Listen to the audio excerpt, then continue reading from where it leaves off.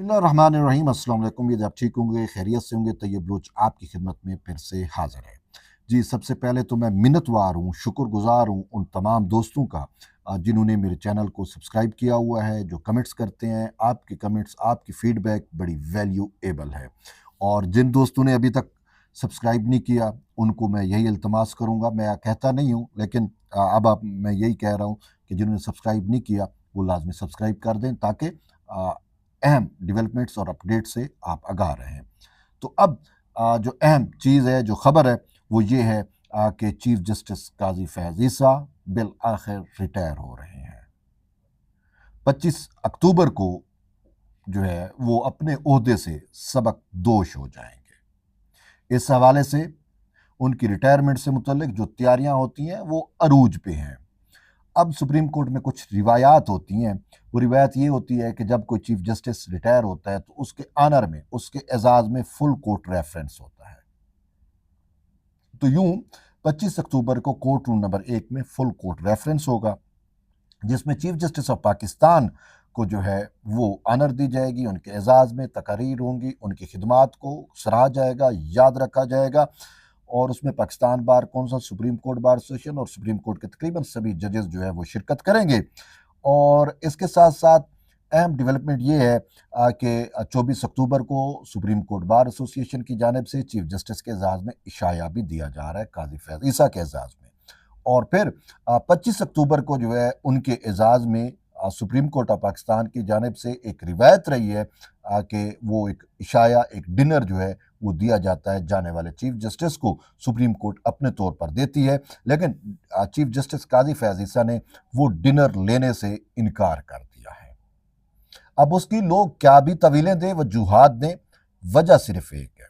Chief justice काजी फैज़ ईसा ने अपने एक लेटर में अभी लिखा है, जिसमें उन्होंने माजरत की है। उन्होंने कहा है कि मैं अलविदाई डिनर जो है वो नहीं लेना चाहता, क्योंकि वो सरकारी अखराजात पे होगा और एक डिनर पे तकरीबन 20 लाख रुपए खर्च आता है।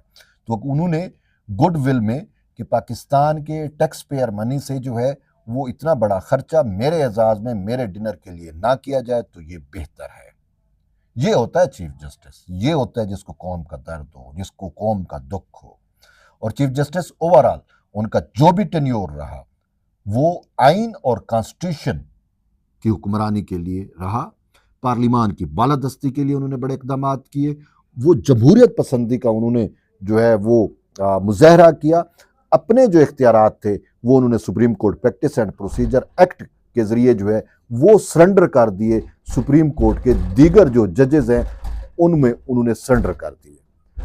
तो अब इतना बड़ा जो इवेंट है वो चीफ जस्टिस को एजाज़ तो है उनका, उनको जो है वो आप देना तो बनता है कि उन्होंने जो इकदाम किए हैं तो वो तारीख में याद रखा जाएगा। मैं इस हवाले से कोई बड़ी बात नहीं करना चाह रहा, लेकिन अगर आप इन सारी चीज़ों को जो है मद्देनज़र रखें तो सबसे मेन चीज़ ये है कि वो जो चीफ जस्टिस काजी फैज़ ईसा के खिलाफ प्रोपेगेंडा करते रहे हैं, अब वो कहाँ पे ठहरे हैं। देखिए, उनके पूरे प्लान जो है वो नाकाम हुए। Plan A, plan B, plan C, plan D, कि ये जी एक्सटेंशन ले रहा है, ये जी फलां कर रहे हैं। क्या कुछ नहीं किया गया। बुग़्ज़ काजी, काजी फोबिया में इन्होंने बिल्कुल अंत कर दी थी।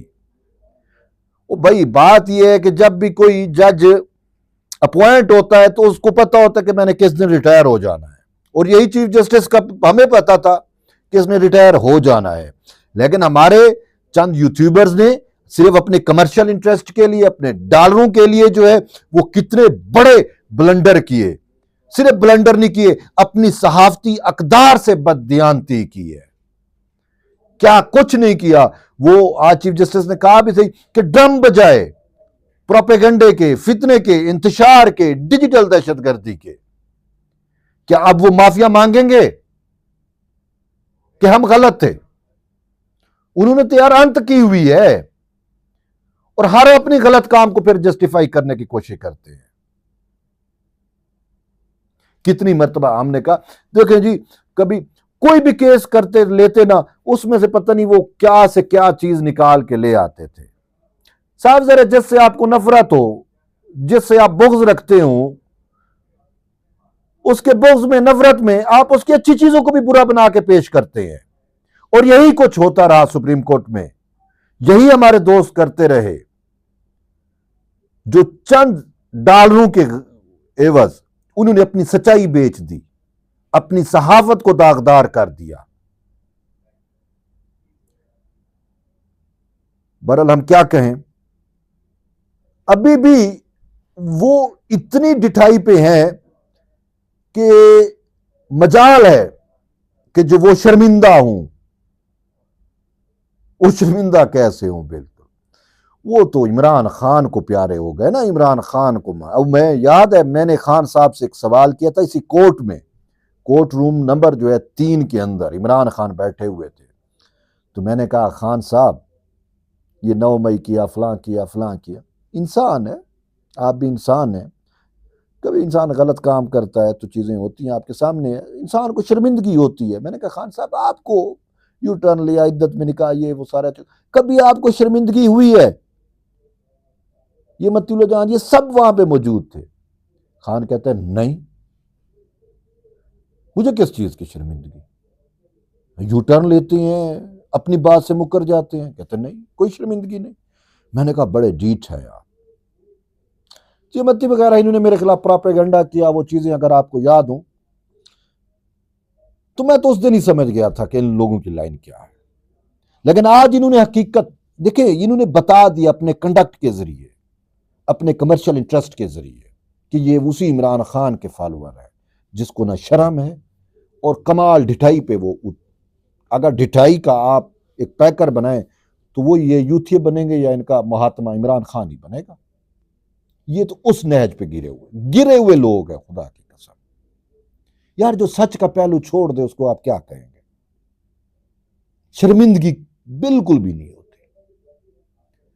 तो बहरहाल क्या कहें, अलमुख्तसर ये है कि चीफ जस्टिस काजी फैज ईसा ने बेहतरीन अपना वक्त गुजारा, और ये यूट्यूबर्स का जो फितना इंतशार है ये इस चीज़ का अक्स है, ये चीज़ का गमाज है, ये इस चीज़ का मज़र है कि चीफ जस्टिस काजी फैज ईसा ने पॉपुलिस्ट अप्रोच को छोड़ के आइन की हुक्मरानी की बात की, पार्लिमान की बालादस्ती की बात की। उनके फैसले उठा के देख ले, कोई एक फैसला, मैं चैलेंज करता हूं तमाम यूथियों को, यूट्यूबर्स को, कोई एक फैसला बता दे जो अनकॉन्स्टिट्यूशनल हो। हाँ, दूसरे कैंप के मैं हजारों फैसले आपको गिनवा सकता हूं जो मावरा आइन इंसाफ तख्लीक किया गया महज तरीके इंसाफ के लिए। काजी साहब का कसूर सिर्फ इतना है कि उन्होंने आइन की बात की, और इस मुल्क में जो सच की बात करता है, जो हकीकत की बात करता है, जो रियासत की बात करता है, उस बेचारे के साथ वही कुछ होता है जो काजी के साथ हुआ। बहरहाल अब काजी साहब अपना टेन्योर पूरा कर रहे हैं। हमारी ख्वाहिश है, हमारी दुआ है कि अल्लाह उन्हें खुशहाल रखे, अल्लाह उन्हें तंदुरुस्ती दे और इन यूथियों के फितना और इंतशार से महफूज रखे। बहरहाल देखते हैं, कॉन्स्टिट्यूशनल कोर्ट के भी मैटर्स चल रहे हैं। हम तो दुआ करेंगे कि काजी साहब जैसा आइन पसंद जज जो है वो, उसको ज़ाया नहीं होना चाहिए। हमें उसके माइंड से फ़ायदा लेना चाहिए।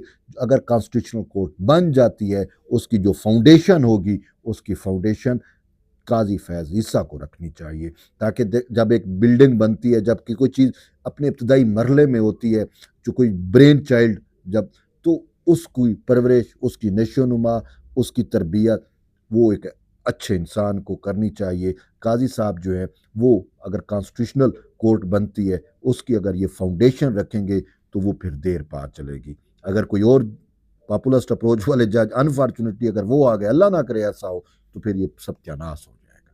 तो इसी वजह से काजी साहब से हमारी उम्मीद है कि भाई आपके वालिदैन ने पाकिस्तान बनाया है और आपने पाकिस्तान बचाना है, और ऑलरेडी आपने बचाया है, आइन भी आपने बचाना है, और आपके कंधों पे भारी जिम्मेदारी है। ठीक है, ये फितना फसाद चलता है, इससे घबराए नहीं, कॉन्स्टिट्यूशनल कोर्ट की तरफ आए। बहरहाल फैसला आपका अपना है।